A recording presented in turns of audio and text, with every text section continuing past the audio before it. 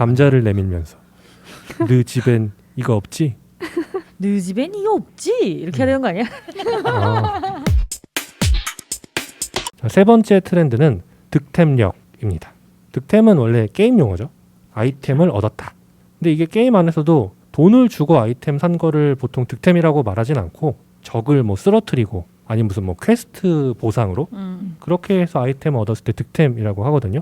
근데 요즘에 게임이 아니라 현실에서 물건을 사고 나서 득템했다 이런 말을 쓰거든요. 근데 왜 돈을 주고 사놓고 득템했다라고 할까요? 바로 돈만 있다고 해서 뭐든지 살 수 있는 세상이 아니기 때문입니다. 지불 능력만으로는 얻을 수 없는 상품을 얻어내는 소비자의 능력을 득템력이라고 합니다. 돈 주고도 못 산다? 그럼 이제 쉽게 떠오르는 예시가 저는 한정판 상품이거든요. 한정판 저는 사실 별로 관심이 없어요, 지금. 그러니까 이게 주로 기능적인 걸로 추가가 돼서 한정판이 나오기보다는 대부분의 한정판은 제가 볼 때 디자인적인 추가가 많거든요. 근데 저는 아직은 돈을 주고 그 디자인적인 거 추가된 거를 사려고 손이 막 가지는 않습니다. 최근에 이제 동료들이 단톡방에 카톡을 딱 보내줬는데 나이키 더 드로우 콘도 1 딱 이걸 보낸 거예요. 그래서 이게 뭐야? 했더니 지드래곤이 그 디자인에 참여한 하얀색 나이키 운동화. 근데 그거를 돈이 있다고 살 수 있는 게 아니라 그렇죠. 추첨에 응모해서 추첨에 당첨된 사람만 살 수 있는 거더라고요. 근데 이제 그게 그렇게 한정판이고 사기가 어렵다 보니까 뭐 20만 원 중반대에 사서 리셀을 하면은 5, 60만 원 이렇게 올라가더라고요. 그래서 되게 놀랐습니다. 내가 잘 모르는 그 슈테크 세상이 있구나. 근데 그렇게 하면 안 되는 거 아니에요? 왜요? 그 원래 물건 판매할 때 그런 식으로 리셀을 하라고 판매를 했던 건 아니었지 않을까? 상관없나? 그 금지하는 데들도 있긴 있더라고요. 그러니까 팔면서 이거 리셀하는 거 발견되면 뭐 어떻게 처리하겠다 이런 데들도 있는데 근데 요즘은 좀 그게 진짜 트렌드라고 해야 되나? 그냥 자연스럽게 내가 거기 가서 줄 서고 뭐 하고 하는 건 나의 귀찮고 노력이 들어있으니. 내가 시간을 쏟는 것보다는 그냥 누가 한 거를 난 웃돈을 주고 살래 하는 그런 분위기가 좀 있는 것 같더라고요. 그러니까 돈 주고도 못 사는 거라고는 하지만 사실은 웃돈 주면 살 수 있는 거야. 혹시 이게 한정판에 대해서만이에요?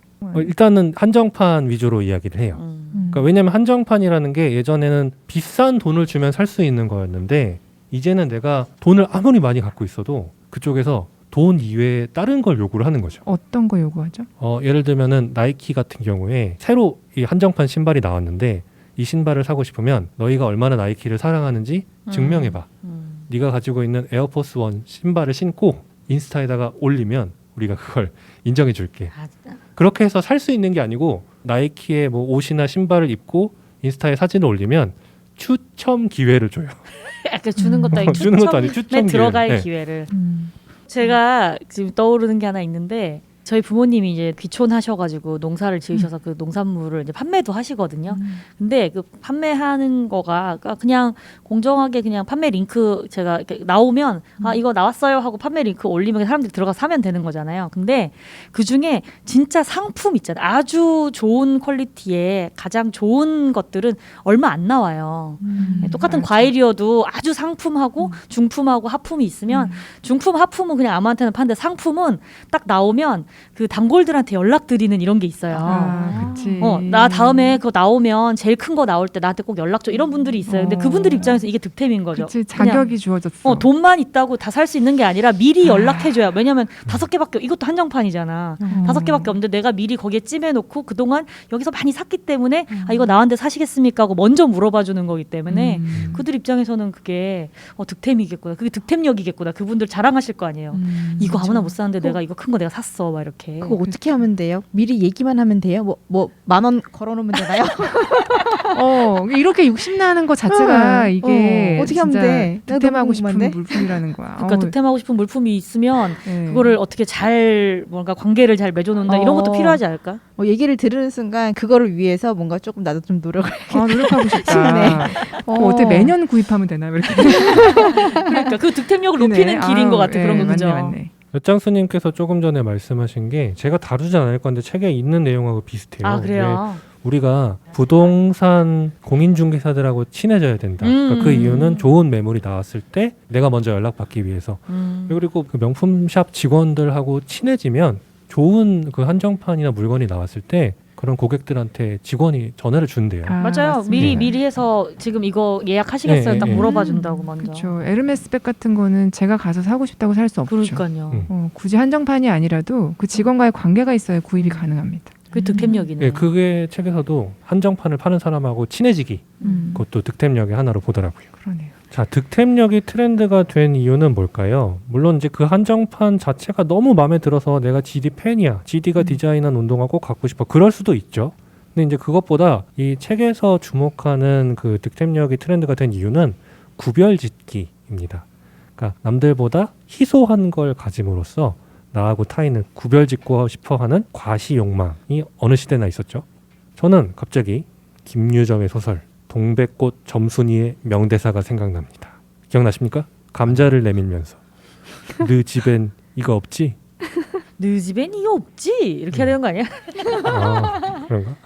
자, 상류층의 구별짓기는 옛날부터 있었죠. 그러니까 신분제 시대 때는 하류층이 익히기 어려운 교양을 내세워서 구별했었고, 산업화 시대 때는 사치품 구매 이런 걸로 재력을 과시해서 구별지었습니다. 그런데 이제는 돈만 있다고 다 살 수 있는 세상이 아니라는 겁니다. 이제는 한정판을 사는데도 노력이 필요해졌어요. 그리고 그게 꼭 고가의 명품이 아니라 1, 20만 원짜리여도 사고 싶다고 다 살 수 있는 게 아니게 됐습니다. 부자들에게는 이게 무슨 소리야 싶을 겁니다. 돈이면 다 되는 거였는데. 아무튼 사람들은 계속 구별짓기를 하고 싶을 겁니다. 너 집엔 이거 없지? 를 인스타에 올려야 된단 말이죠. 자, 어떻게 해야 스페셜 한정판을 사는 득템력을 갖출 수 있을까요? 일단 전통적인 방법이 있습니다. 빨리 가서 줄 서는 겁니다. 오픈런 들어보셨습니까? 그렇죠. 백화점 앞에 이렇게 쭉 가방 줄 세워놓고. 개점 시간 전에 가게 앞에서 기다리다가 문이 딱 오픈하면 런 해가지고 사는 거죠.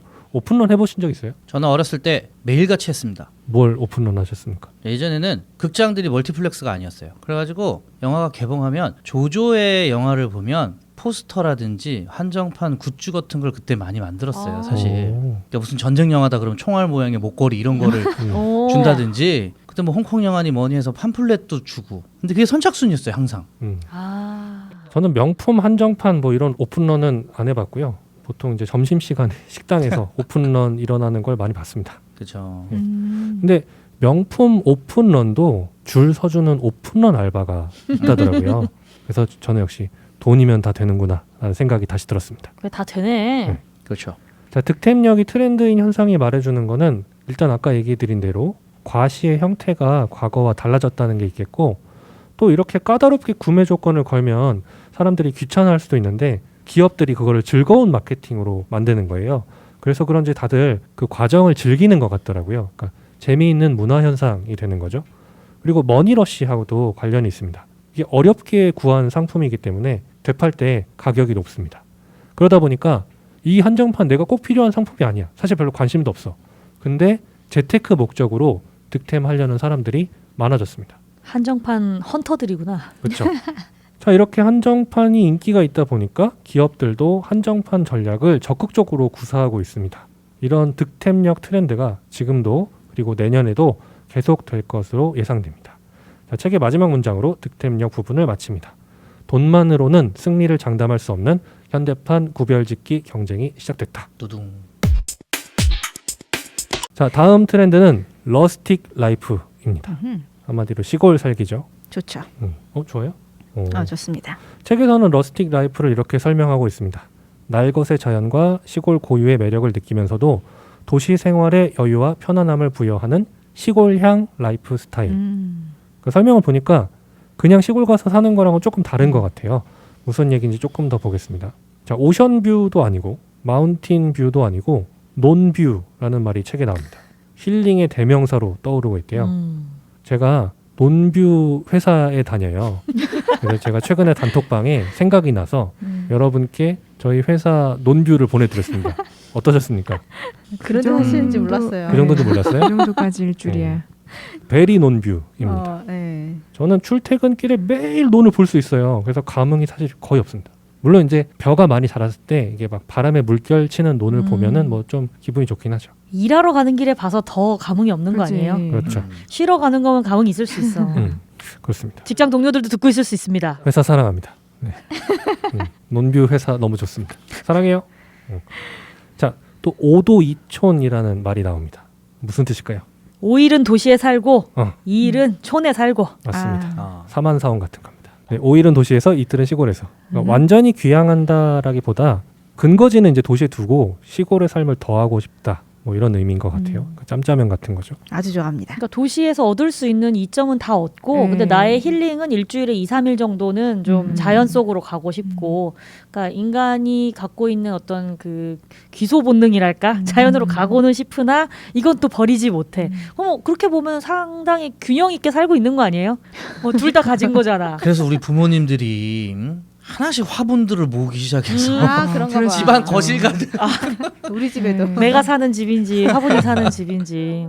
자, 러스틱 라이프는 4단계로 구별할 수 있는데 이게 얼마나 시골 비중을 높이느냐 정도로 생각하면 됩니다.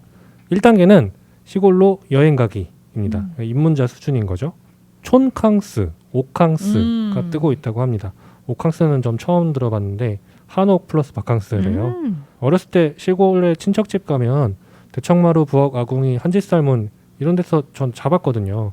근데 이제 요즘 젊은 세대는 안 해본 거죠. 그래서 이런 게 좀 신기하고 재미있는 체험이지 않을까.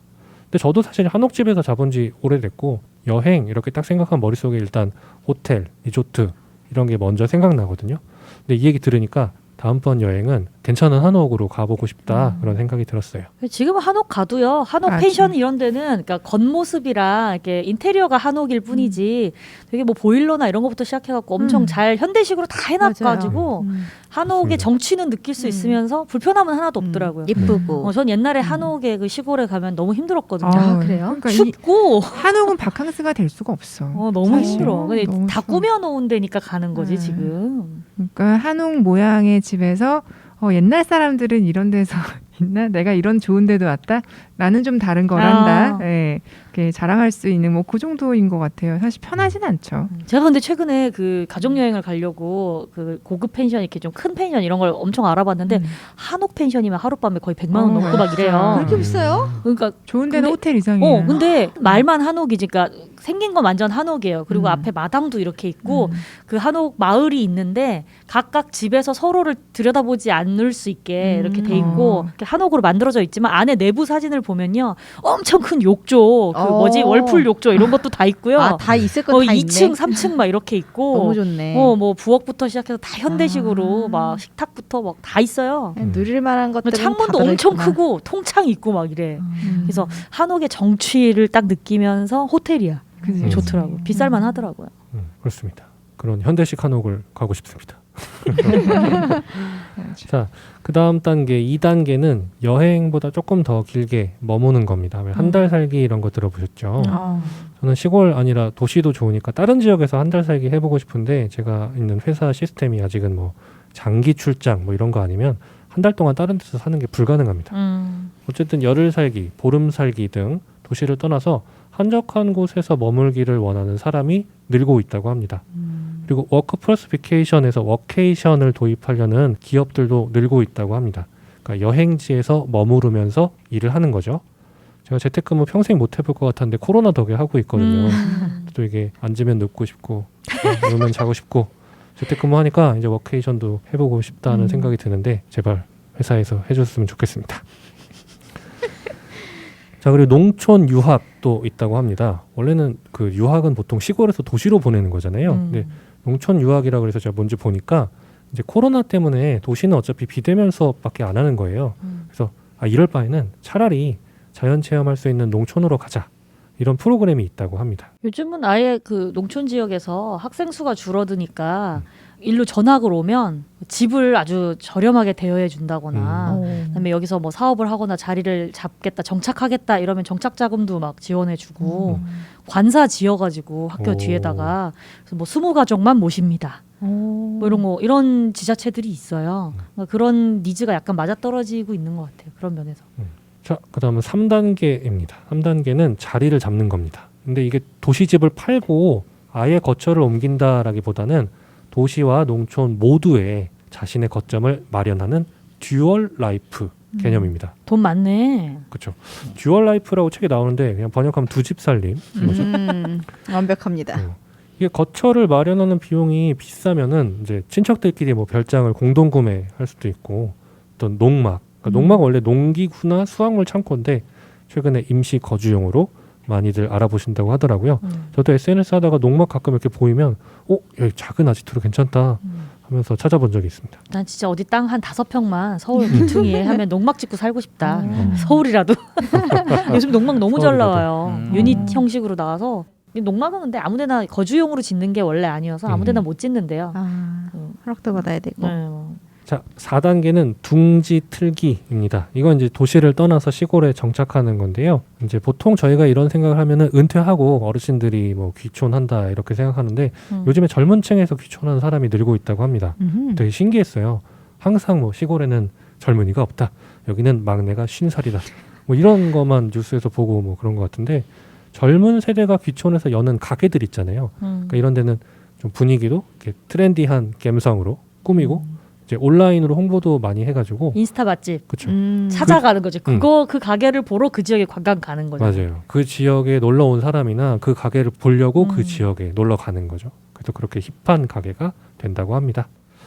왜 시골이 주목을 받고 있을까요? 이제 역시 코로나 위기를 빼놓을 수가 없겠죠. 그 이유로 밀집한 도시보다는 아무래도 한적한 시골이 좀 더 안전하다라고 생각이 들 거고요. 그리고 이제 통신 기술의 발달로 이게 어디에 사느냐라는 중요성이 좀 낮아진 것 같아요. 그러니까 비대면 수업, 원격 근무뿐만 아니라 여가 활동도 온라인에서 많이 이루어지고 있는 것 같습니다. 뭐 굳이 나가서 물건을 사지 않아도 집 앞으로 배송해주는 모바일 쇼핑 덕분이기도 하고요.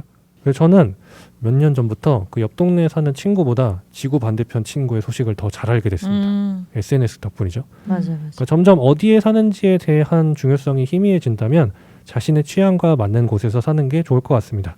그런데 요즘 자연과 시골을 원하는 사람들이 늘어나는 추세라고 합니다. 그리고 러스틱 라이프 트렌드의 장점 중 하나로 나라의 균형 발전에 도움이 될 것이다 라는 기대가 있습니다.